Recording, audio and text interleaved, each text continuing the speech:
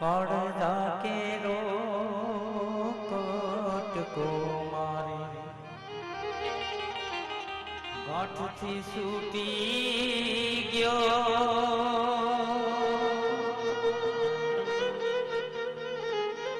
હે મમતા રૂવે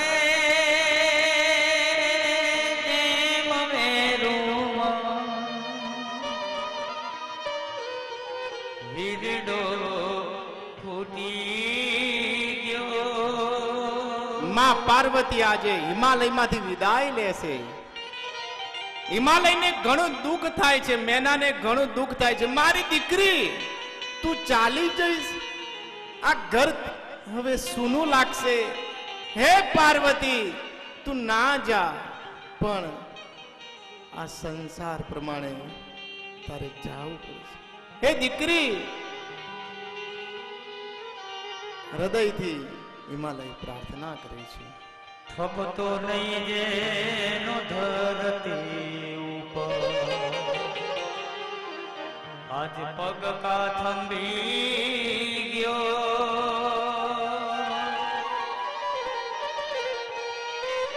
અરે ડુંગરા જેવો મરો એને માંડળે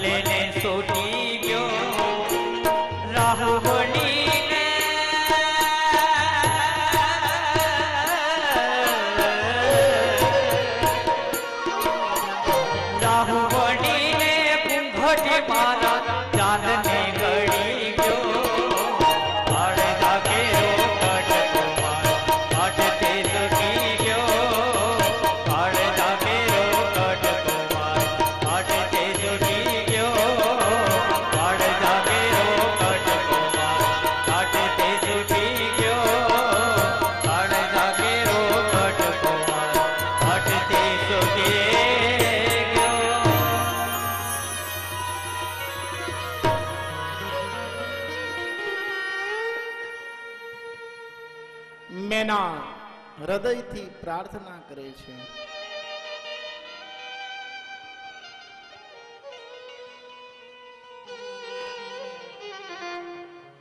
મારી દીકરીને તમે દાસી બનાવી રાખો, એને દરેક પ્રકારના સુખ પ્રદાન કરજો. આ પાર્વતી મને ખૂબ જ પ્રાણ પ્યારી છે, અને દીકરી કોને વાલી ના હોય.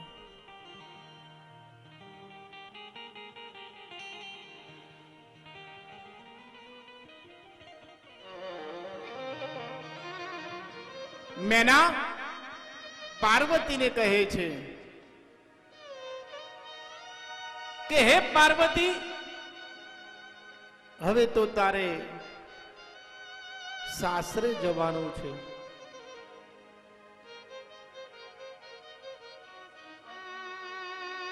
પણ મારી થોડી શિખામણ લેતી જા. હે પાર્વતી, હવે તારે સાસરે જવાનું છે, થોડી શિખામણ લેતી જા. અને માની ફરજ જ આ છે કે દીકરીને સારા સંસ્કાર આપે.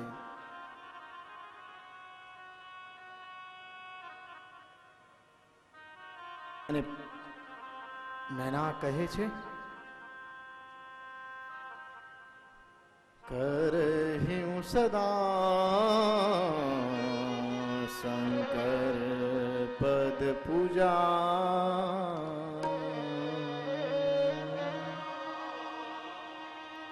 કરહું સદા શંકર પદ પૂજા.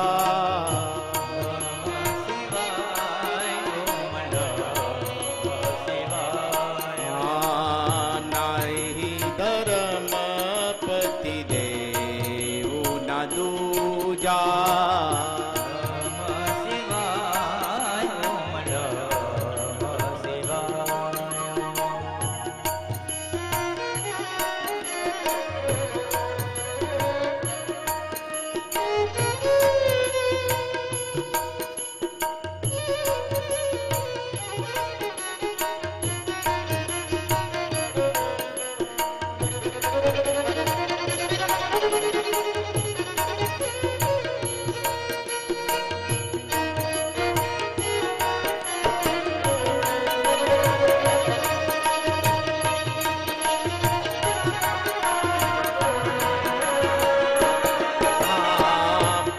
बच्चन कहता भरे लोचन भारी. નમઃ શિવાય, ઓમ નમઃ શિવાય. बहुरी लाई उर्किन ही कुमारी. નમઃ શિવાય, ઓમ નમઃ શિવાય. હે પાર્વતી, મારી શિખામણ તું લેતી જા. તું સદા શિવના ચરણની પૂજા કરજે. મેના પાર્વતીને શિખામણ આપે છે.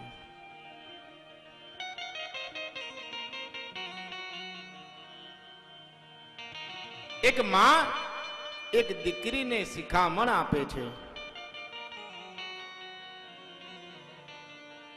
કે હવે સદાય તારા જીવનમાં સર્વસ્વ તારો પતિ જ છે, અને સ્ત્રીઓનો એ જ ધર્મ છે, પતિ જ ધર્મ છે.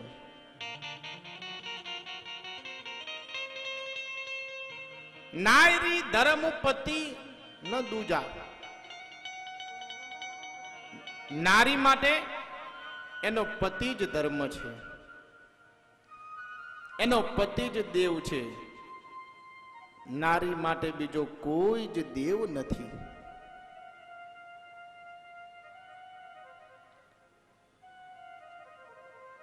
આ વચનો કહેતા મેનાના આંખમાંથી આંસુ આવી જાય છે. અને વિચારો, દીકરીની વિદાય થતી હોય એ માં ઉપર શું વીતતી હોય? એ કોઈ માં સહન ના કરી શકે જ્યારે દીકરી વિદાય લેતી હોય. મેનાના આંખમાંથી પણ આંસુ વહે છે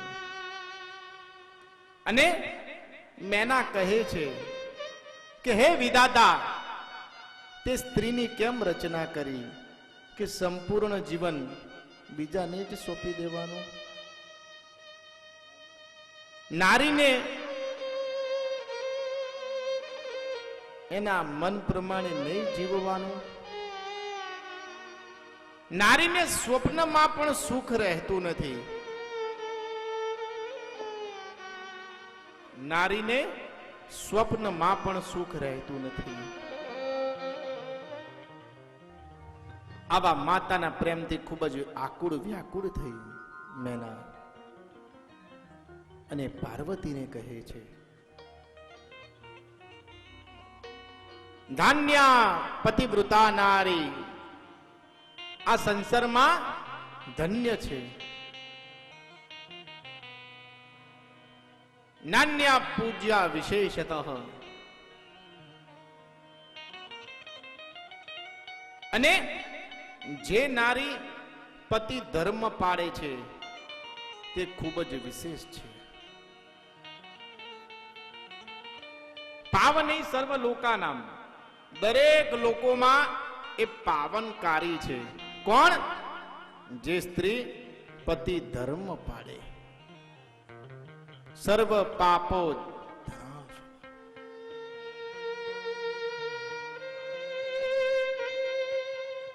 દરેક પાપોમાંથી મુક્ત કરે છે. કોણ?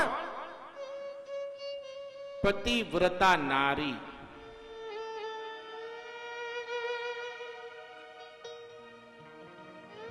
જે નારી પતિને પરમેશ્વર માને છે, એનો આદર સત્કાર કરે છે અને પ્રેમથી એની સેવા કરે છે,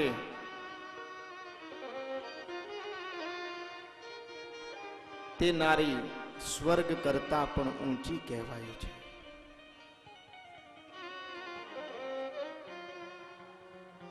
હે પાર્વતી, સાવિત્રી, લોપામુદ્રા, અરુંધતી, સાંડિલી, શત્રુપા, અનસૂયા, લક્ષ્મી, સ્વદા, સતી, સંગના, સુમતી, શ્રદ્ધા, મેના, સ્વાહા, અહલ્યા, સીતા, દ્રૌપદી, તારા, મંદોદરી અને બીજી અનેક સ્ત્રીઓ પતિવ્રતાના કારણે આ જગતમાં પૂજાય છે.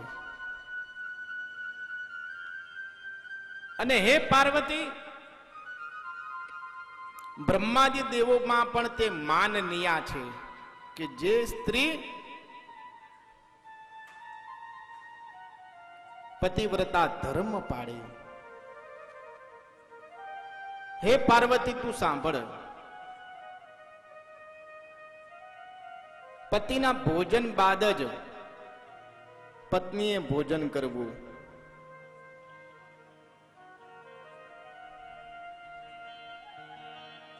અત્યારે તો મારા આગળ દ્રષ્ટાંત આપવાની જરૂર જ નહીં પડતી.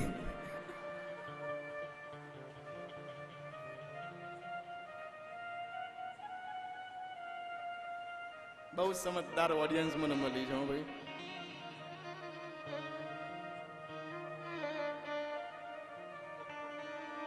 પહેલા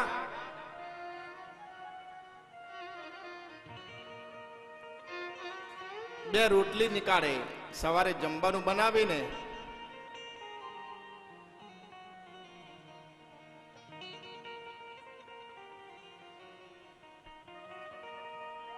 હિન્દુ ધર્મની આ એક ખાસિયત છે, આ એક રિવાજ છે.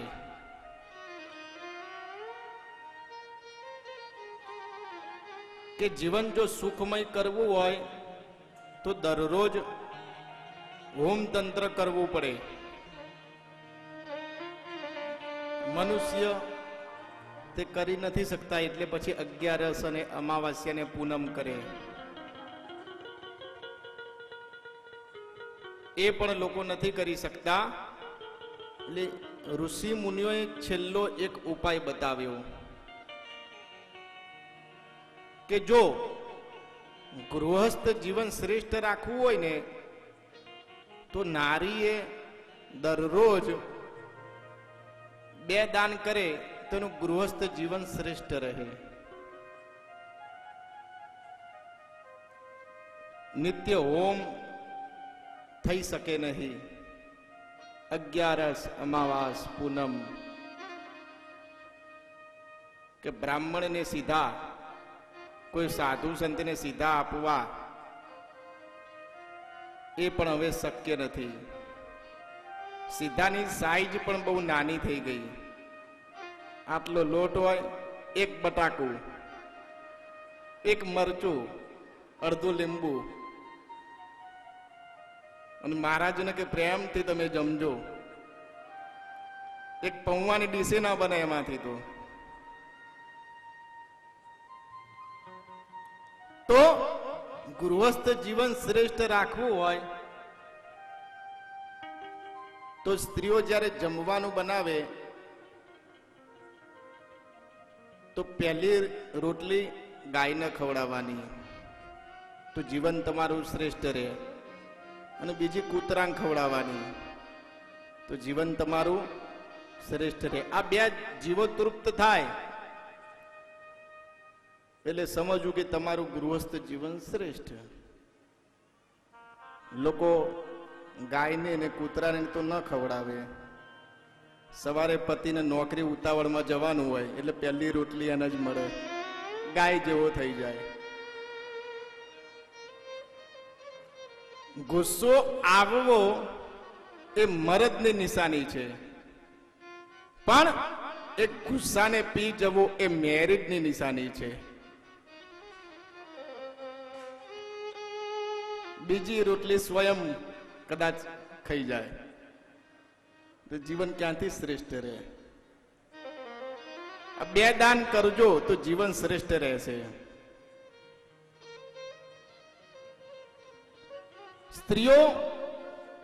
સ્ત્રીનો દેવ જ પતિ દેવ છે. પતિ ભોજન કરી લે ત્યારબાદ જ પત્નીએ ભોજન કરવું.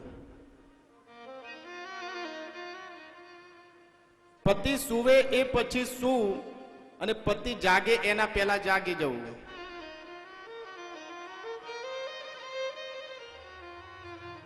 આમાંથી કોઈ જાગતું નહીં હોય એના કારણે હસે છે. એ વસ્તુ ફાઇનલ થઈ ગઈ.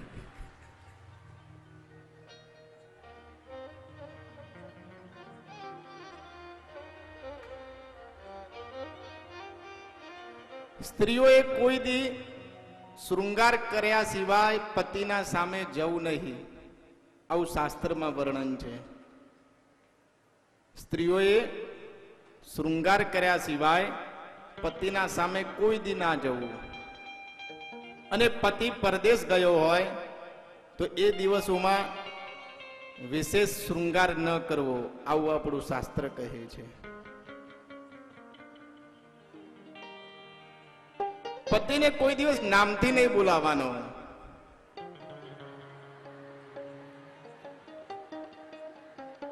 બધું તમારું પર લાગુ પડે છે. આજે આટલો દી તમારો.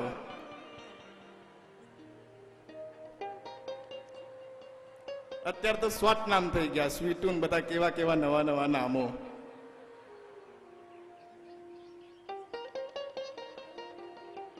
કોઈ દિવસ પતિને નામથી નહીં બોલાવવાનો, એનાથી એનું આયુષ્ય ક્ષીણ થાય. પછી એવું કહું, હમણાંથી તમારા ભાઈ બહુ બીમાર રહે છે. બીમાર જ રહે ને.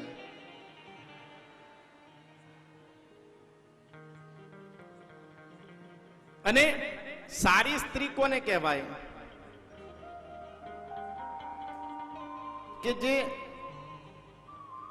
પતિનું કઠોર વચન સાંભળે છતાં સામે જવાબ ના આપે.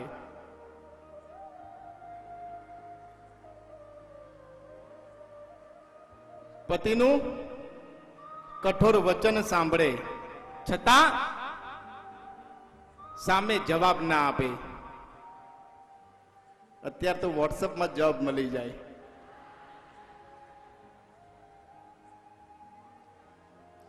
અને જે સ્ત્રી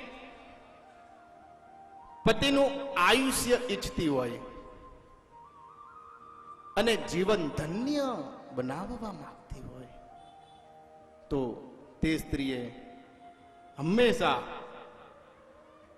તે નારીએ હંમેશા હળદર, રોલી, સિંદૂર, કાજળ વગેરે ચોળી, માંગલિક આભૂષણો વગેરે, વાળ ઓળવવા, ચોટલો હંમેશા બાંધીને રાખવો, કાન અને હાથના આભૂષણો હંમેશા રાખવા, કોઈ દી એને દૂર ના કરવા. ઘરેણા હોય તો લોકરમાં ના મૂકી આવતા, ડબલ નહીં થાય, હોય તો પહેરજો. કોઈ દિવસ પોતાના શરીરથી દૂર નહીં કરવાના. જે સ્ત્રી પોતાના પતિનું આયુષ્ય ઈચ્છતી હોય, આવું આપણું શાસ્ત્ર કહે છે. અને પુણ્યાત્મા સ્ત્રી કોને કહેવાય? કે જે પતિની આપત્તિમાં, વિપત્તિમાં અને સંપત્તિમાં એક જ એનો ભાવ હોય, એક જ એનો સાથ હોય. એ સ્ત્રીને એક પુણ્યાત્મા સ્ત્રી કહેવાય.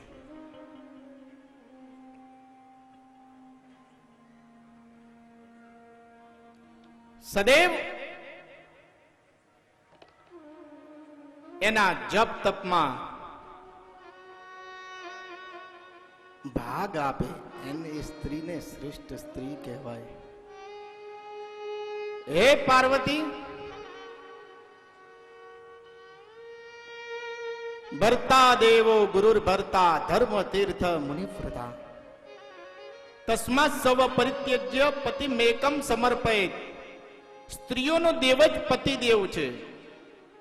સ્ત્રીઓનો ગુરુ પણ પતિ જ છે. સ્ત્રીઓએ કોઈ દિવસ ગુરુ બનાવવાની આવશ્યકતા નથી. એમનો પતિ જ એમનો ગુરુ છે. આવું આપણું શાસ્ત્ર કહે છે. હે પાર્વતી, તમે તો સાક્ષાત જગદંબા છો. તમે માં ભવાની છો. હું તમને શું શિખામણ આપું? પણ આ સમાજની દ્રષ્ટિએ હું તમને કહું છું.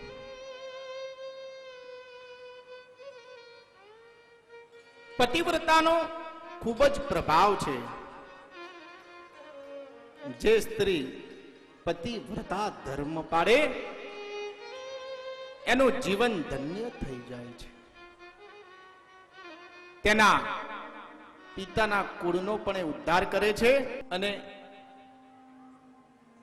એ બગલી ઉપરથી ચરકે છે ને સાધુના આંખ ઉપર પડે છે અને એ સાધુની સમાધિ તૂટે છે. સાધુ ઉપરની તરફ દ્રષ્ટિ કરે છે અને એ બગલી સીધી નીચે પડે છે. એ બગલી તરફડિયા મારે છે અને બળીને ભસ્મ થઈ જાય છે. સાધુ આ જોઈને એને આશ્ચર્ય લાગે છે. અરે, મારી પાસે સિદ્ધિ આવી ગઈ. સાધુ આવું સમજીને અનુષ્ઠાન સાધના ત્યાંથી ભંગ કરીને ચાલ્યો જાય છે. સાધુને ભૂખ લાગે છે.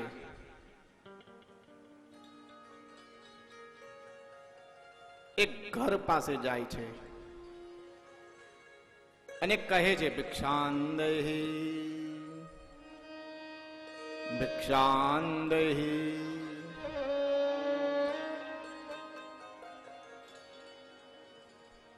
ત્યારે એક ઘરમાંથી એક અવાજ આવે છે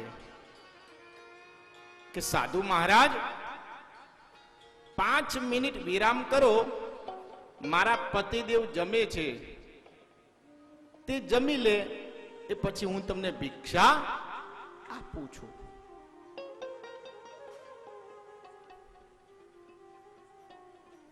વચ્ચે પાછા સાધુ કહે છે ભિક્ષાંદેહી.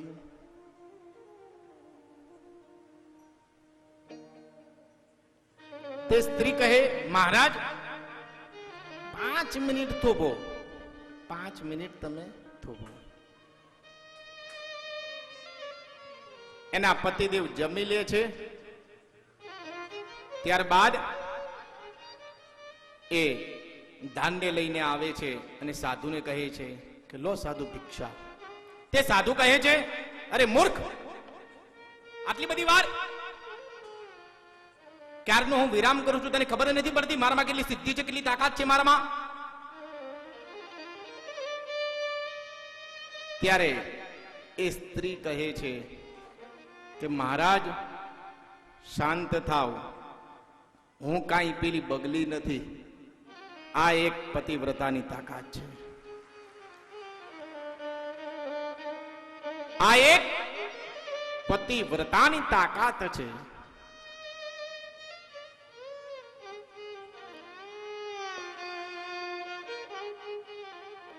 અને જીવનમાં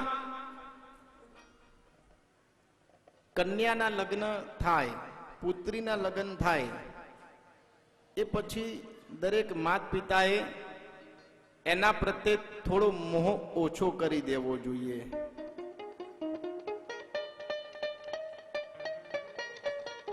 વારે ઘડીએ તમે બોલાય કરો, એના જીવનમાં વધારે ઇન્ટરફિયર થાવ, એ પણ એનું ઘર બરબાદ કરે છે. એના જીવનમાં કોઈ દિવસ એના સાસરી પક્ષમાં કોઈ દી ઉત્તર તમારે નહીં આપવાનો. લાગે કે હવે બધી બાજી બગડી ગઈ છે ત્યારે જ રોલ ભજવવા આવવાનું, એ સિવાય દૂર જ રહેવાનું, તો તમારી કન્યાનું જીવન બનશે. આવું આપણું શાસ્ત્ર કહે છે.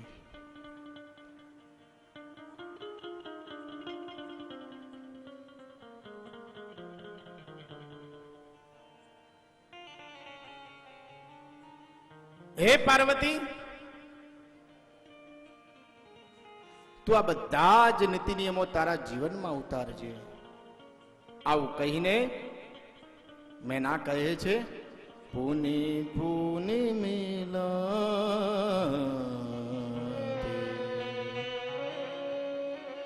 પરતી ગઈ ચરના,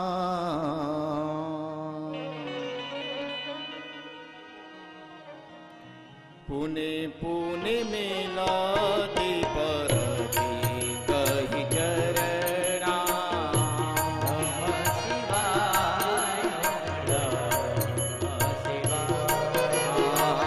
પરમ પ્રેમ કચો ના બરના.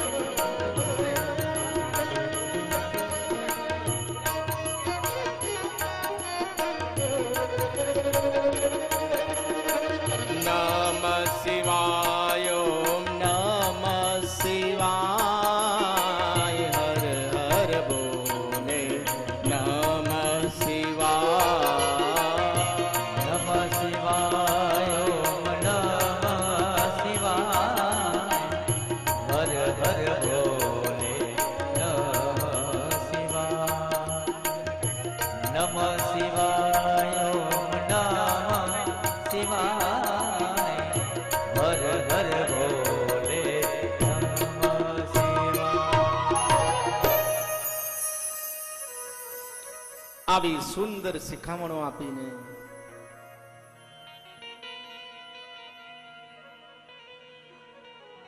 પાર્વતીને કહે છે મેના કે દીકરી તું સુખી થાજે.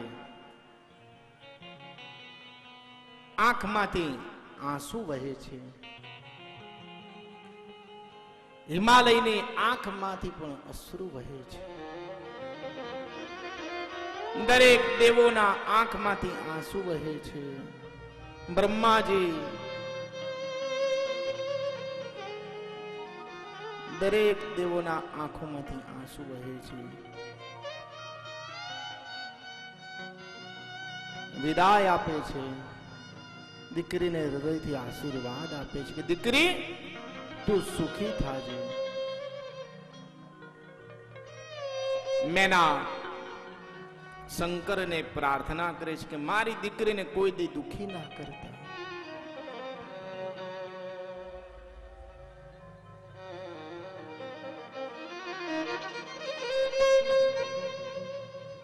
વિદાય આપે છે. પ્રયાણ કરે છે ભગવાન મહાદેવ અને માં પાર્વતી કૈલાસ તરફ જાય છે. કૈલાસની અંદર મહાદેવ અને પાર્વતી આનંદ કિલ્લોલ કરતા હોય છે.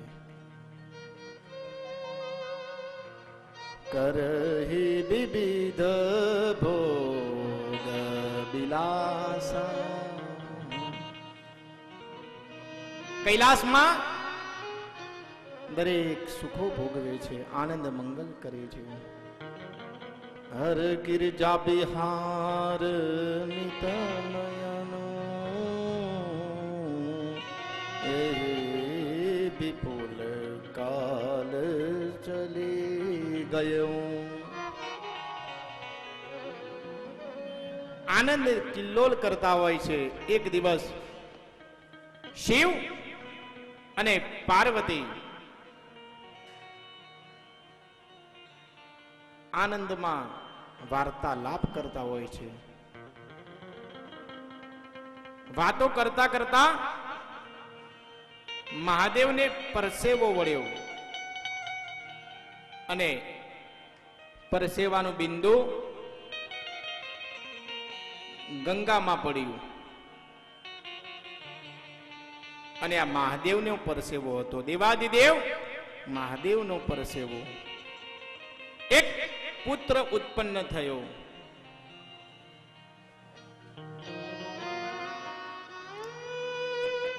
તે નદીના કાંઠે સૂતો હતો.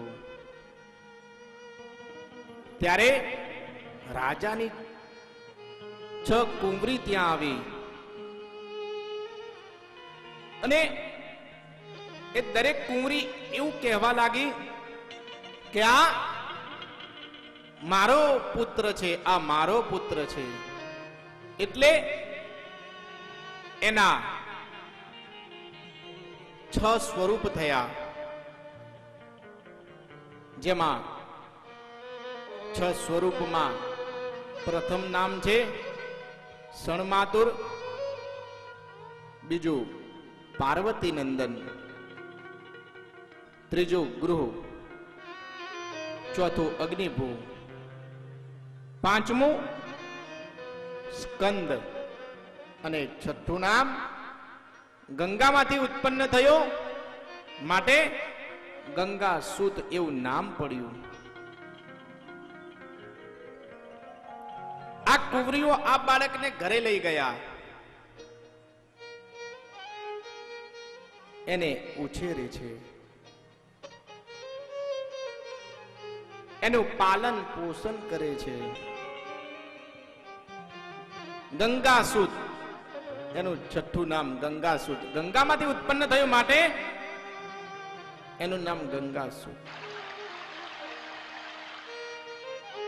હરિદ્વાર ગયા છો અને ના ગયા હોય તો જજો.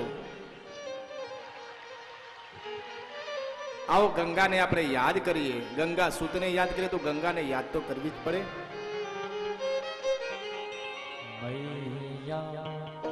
हो गंगा मैया हो गंगा मैया हो गंगा मैया हो गंगा मैया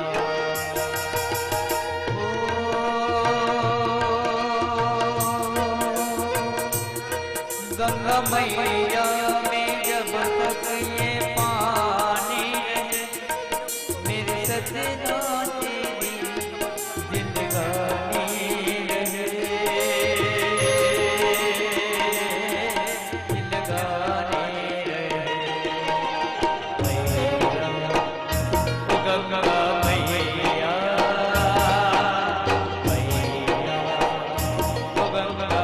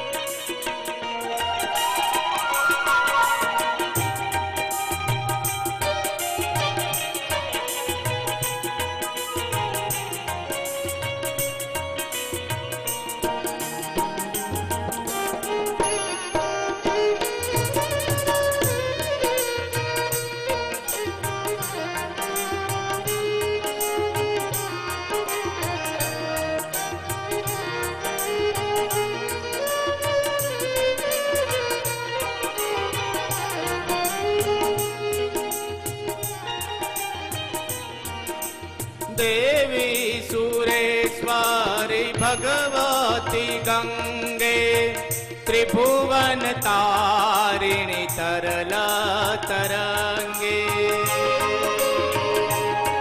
माँ तरल तरंगी मैया हो गंगा मैया मैया हो गंगा मैया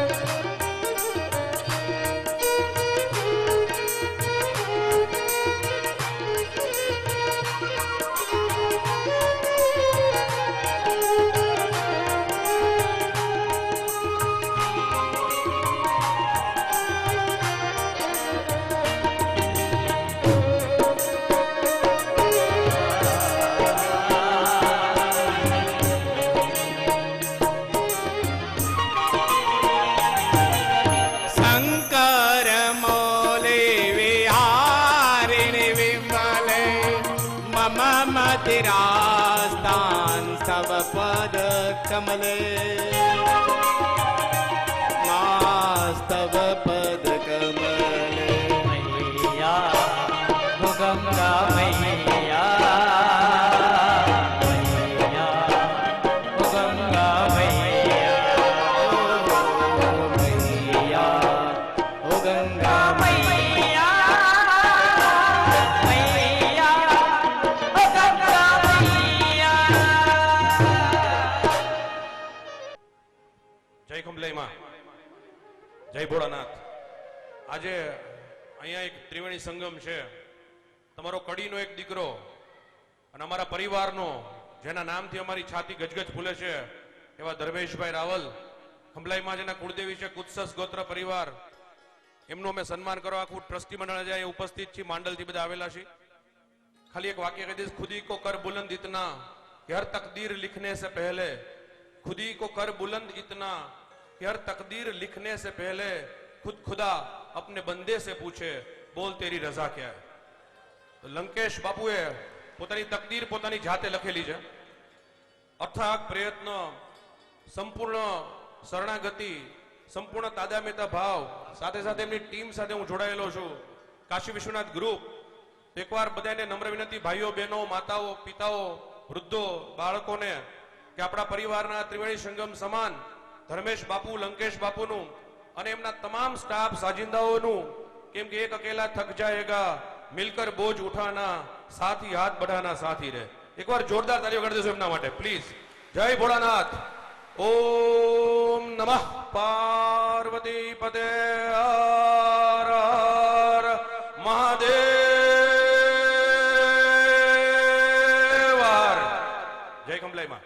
બોલીએ શ્રી ખંભલાઈ માત કે જય જય જય જય જય જય જય જય જય જય જય જય જય જય જય જય જય જય જય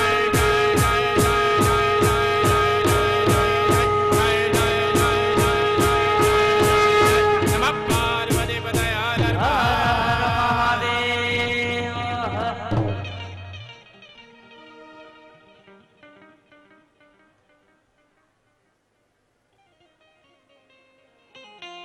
આ છ કુંવરોનું પાલન પોષણ કરે છે.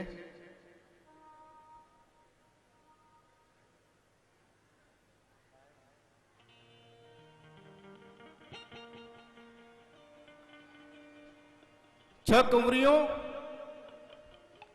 આ બાળકનું પાલન પોષણ કરે છે. કાર્તિક માસમાં આ બાળકનો જન્મ હોવાથી તેને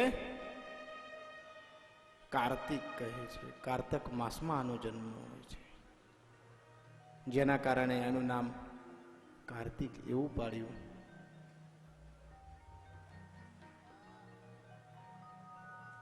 અને દિવસે દિવસે આ બાળક મોટો થતો ગયો અને મહાદેવનો સંતાન હતો. અદ્ભુત શક્તિ એના અંદર હતી, એના માય સમાયેલી હતી. આ સમાચાર નારદને મળ્યા.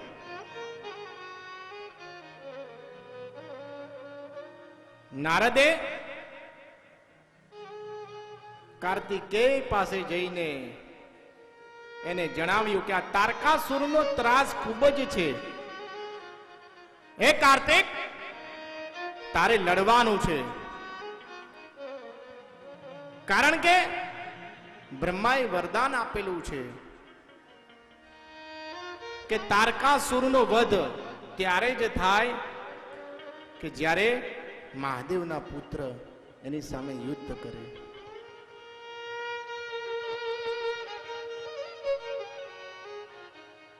કાર્તિક શોણિતપુરની અંદર જે તારકાસુર રહે છે તેને લલકારે છે અને બંને વચ્ચે ભયંકર યુદ્ધ થાય છે. તારકાસુર ઘણો બળવાન હોય છે અને કાર્તિકેશ્વર બળવાન હોય છે. બંને વચ્ચે ભયંકર યુદ્ધ થાય છે. બંને એકબીજાને બાણ છોડે છે. ઘણા સમય સુધી યુદ્ધ ચાલ્યું. 30 દિવસ સુધી યુદ્ધ ચાલ્યું, પણ તારકાસુર મરતો નથી. ભગવાન શિવનું સ્મરણ કરે છે કાર્તિકેય. બાણ ભણીને મંત્રને આમ ભણીને છોડે છે અને તારકાસુરનો વધ થાય છે. કાર્તિકેયનો જય જયકાર થાય છે. જય કાર્તિકેશ્વર, જય કાર્તિકેશ્વર. આનંદ મંગલ સહિત કાર્તિકેયને કૈલાસ લઈ જવાય છે. માં પાર્વતી અને શંકર કાર્તિકેયનું પૂજન કરે છે.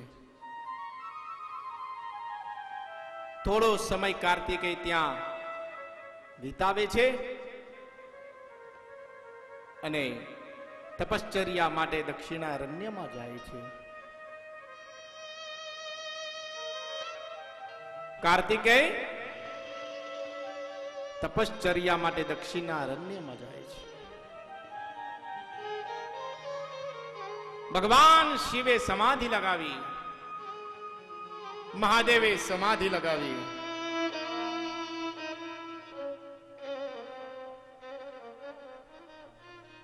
મહાદેવ સમાધિ મગ્ન થયા. માં પાર્વતી એકલા હોય છે.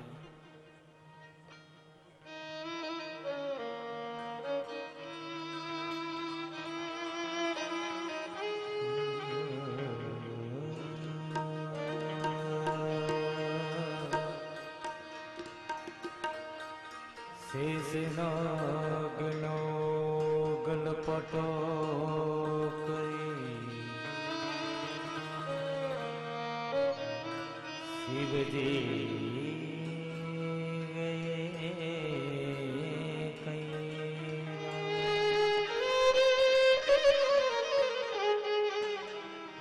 અખંડ તપસ્યા ધારણ કરે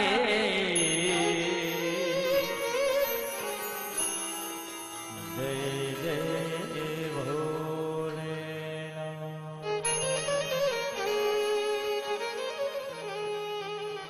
જય જય ભોલેનાથ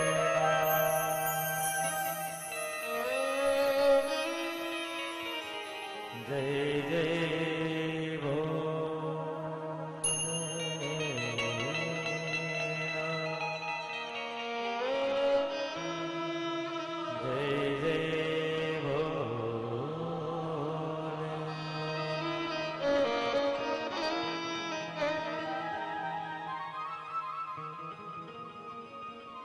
મહાદેવ તપશ્ચર્યા કરે છે.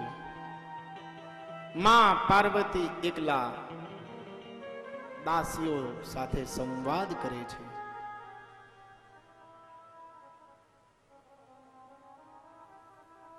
દાસીઓ પાર્વતીજીને કહે છે કે હે પાર્વતી,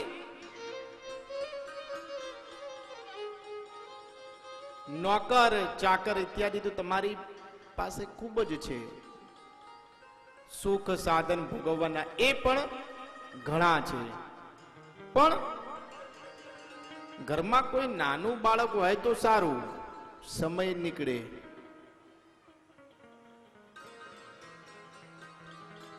પાર્વતીજી કહે હરી ઈચ્છા. દાસીની વાત પાર્વતીજીને સાચી લાગી. એક દી પાર્વતીજી સ્નાન કરવા બેસે છે. દાસીની વાત પાર્વતીજીને યાદ આવે છે. મનમાં વિચાર કરે છે કે ઘરમાં કોઈ બાળક હોય તો સારું. પોતાના શરીરના મેલમાંથી એક બાળક ઉત્પન્ન કરે છે, જે ખૂબ જ સુંદર દિવ્ય બાળક હોય છે. તેનું નામ પાર્વતીજીએ બટુક એવું આપ્યું. વિવિધ પ્રકારના અલંકારોથી એને શોભાવ્યો. હાથમાં એને ભૂંગળ આપી.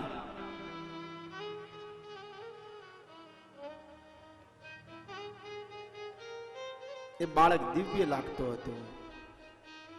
વિવિધ પ્રકારના અલંકારો વસ્ત્રોથી એને ખૂબ જ સુંદર રીતે સજાવે માં પાર્વતી. એક દિવસ પાર્વતીજી સ્નાન કરવા માટે બેસ્યા અને પાર્વતીજીએ કહ્યું કે હે બટુક, હું ઘરમાં સ્નાન કરું છું, કોઈને ઘરમાં ના આવવા દેતો. તું ઘરનું રક્ષણ કરજે.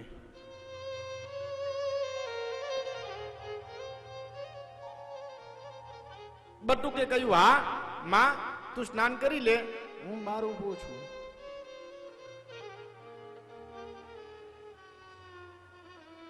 બટુક બાર, માં પાર્વતી અંદર સ્નાન કરે છે. એવામાં મહાદેવ ત્યાં પધારે છે, નંદી અને ભૃંગી સહિત.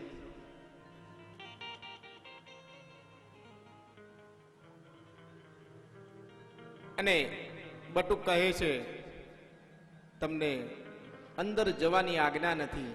મહાદેવ કહ્યું તું કોણ? અને બટુક કહે હું આ ઘરનો રક્ષક છું. તમે કોણ? મહાદેવ કહે આ મહેલ આ ઘર મારું છે. બટુક કહે ના, મારી માએ મને ના પાડી છે અંદર કોઈને જવા નહીં દેવાનું. નંદી અને ભૃંગી કહે એ મૂર્ખ બાળક, તું કોને ના પાડે છે? મહાદેવને તું ના પાડે છે? મહાદેવને તું ના પાડે છે?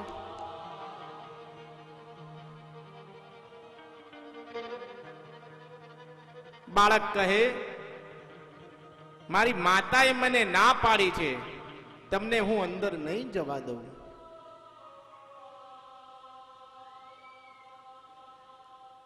આ બાળક માનતો નથી. મહાદેવ કહે હે બાળક, હું દેવાધિદેવ મહાદેવ છું.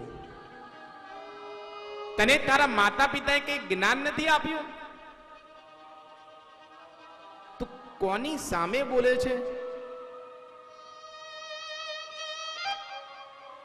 બાળક કહે તમે માતા પિતાને જ્ઞાનની વાત જવા દો, તમે તો દેખાવથી જ એક અમંગલ વેશ વાળા લાગો છો, સાથે ભૂત ટોળી રાખો છો. તમને મારે શું કહેવું? તમે જવા દો. મહાદેવ કહે હે બાળક, આ તારો અંત સમય લાગે છે. વિનાશ કાળે વિપરીત બુદ્ધિ. વ્યક્તિનો જ્યારે સમય ખરાબ હોય ત્યારે એને કુબુદ્ધિ સૂજે. સીતા સમાણી સતી કોણ સાણી, પતિ પ્રતિજ્ઞાએ સદા પ્રમાણી. કુરંગ હણવા મતિ ભૃષ્ટ કીધી, વિનાશ કાળે વિપરીત બુદ્ધિ. વ્યક્તિનો જ્યારે વિનાશ હોય ત્યારે તેને કુબુદ્ધિ સૂજે. અને વ્યક્તિની કિસ્મત ખરાબ હોય ને, વ્યક્તિની કિસ્મત ખરાબ હોય તો વ્યક્તિ ઊંટ ઉપર બેઠો હોય તો કૂતરા કરડે. કોઈ દિવસ સોનાનું હરણ હોય નહીં, પણ દ્રષ્ટિ થયું વિનાશ કાળે વિપરીત બુદ્ધિ. કેવા હતા કૌરવ કાળ જ્ઞાની? કૌરવો કેવા હતા? ત્રણેય કાળના જ્ઞાની કૌરવો હતા. કુસંપમાં પાછી કરી નયાની દ્રોણાચાર્યના શિષ્યો હતા. અને સગા ભાઈઓ પ્રત્યે એમને દ્વેષ રાખ્યો કૌરવોએ. કપાઈ મુદા દ્વેષ સહિત ક્રોધી, વિનાશ કાળે વિપરીત બુદ્ધિ. વ્યક્તિનો જ્યારે વિનાશ થવાનો હોય ને, એને દુર્વ્યસનો સૂજે, કુસંગતિ સૂજે. આવું આપણા શાસ્ત્ર. નિપુણતા ન્યાય વિશે ધરાવી, નડે સુકીર્તિ જગતમાં જમાવી. ગુમાવી ગાદી ધૂર્તને વળંદી, વિનાશ કાળે વિપરીત બુદ્ધિ. નળ રાજાએ, એ ખૂબ જ નળ રાજા ન્યાયના જાણકાર હતા, નીતિના જાણકાર હતા. છતાં એમનો વિનાશ થવાનો હતો તો એમની પત્ની દમયંતીને જુગારમાં હારી ગયા. યદુપુરી યાદવ યાદ કાણી, સુરા વિશે જીવ ભલો ભરાણો. મુવા મુકી સર્વ શરીર શુદ્ધિ, વિનાશ કાળે વિપરીત બુદ્ધિ. યાદવો શ્રી કૃષ્ણના વંશના હતા, છતાંય વિનાશ થવાનો હતો, જેથી એમને મદિરા પાન કરવાનો આરંભ કર્યો. મદિરા પાન કર્યું અને એમનો વિનાશ થયો. રૂડો હતો શાસ્ત્ર, રાવણ વેદતા. રાવણ સંપૂર્ણ શાસ્ત્રોનો જાણકાર હતો. નવે ગ્રહો નિકટમાં રહેતા, નવે ગ્રહો જેની સેવા કરતા. હરિ સીતા કષ્ટ લયુ કુબુદ્ધિ, વિનાશ કાળે વિપરીત બુદ્ધિ. નવે ગ્રહો જેની સેવા કરતા હોય એ રાવણને કષ્ટ પડે, પણ એનો વિનાશ થવાનો હતો, જેના કારણે એની બુદ્ધિ કુબુદ્ધિ થઈ. દક્ષ રાજાનો પણ વિનાશ થવાનો હતો, જેના કારણે ભગવાન શિવનો યજ્ઞમાંથી ભાગ કાઢવાનો જેને નિશ્ચય કર્યો, અને એ દક્ષનો પણ નાશ થયો.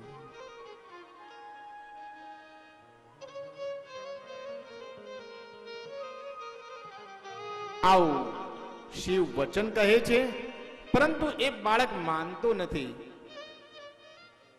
બાળકને કોઈ દિવસ શિક્ષા ન કરાય, પરંતુ શિવને થયું કે આ બાળક અવિવેકી છે અને શિક્ષા દંડના પાત્ર છે, એટલે નંદી અને ભૃંગીને આજ્ઞા કરે છે અને બંને વચ્ચે યુદ્ધ થાય છે. એ બાળક અને નંદી ભૃંગી વચ્ચે નંદી એ બાળકને મારે છે, પરંતુ બાળક મહાદેવીનો પુત્ર હોય છે, જેના કારણે નંદી અને ભૃંગીને એ બટુ ખૂબ જ મારે છે. ભૂંગળ વરે નંદીને મારે છે, ભૂંગળ વરે ભૃંગીને મારે છે. દરેક દિશાઓ વ્યાપ્ત થઈ ગઈ, પવનો સ્તંભ થઈ ગયા, ઇન્દ્રાદિ દેવો સ્તબ્ધ થઈ ગયા, અને મહાદેવ આ જોઈને ક્રોધાયમાન થયા. મહાદેવે ત્રિશૂલ આ બાળકને માર્યું અને બાળકનું મસ્તક છિન્ન થઈ ગયું. આ બાળકનું મસ્તક કપાઈ ગયું. અને આ સમાચાર માં પાર્વતીને મળ્યા, અને માં પાર્વતીને ઘણું દુઃખ થયું કે અરે મારા બાળકનું મૃત્યુ થયું, મારો બાળક મરી ગયો. આ જાણીને માં પાર્વતી દુર્ગાનું સ્વરૂપ ધારણ કરે છે.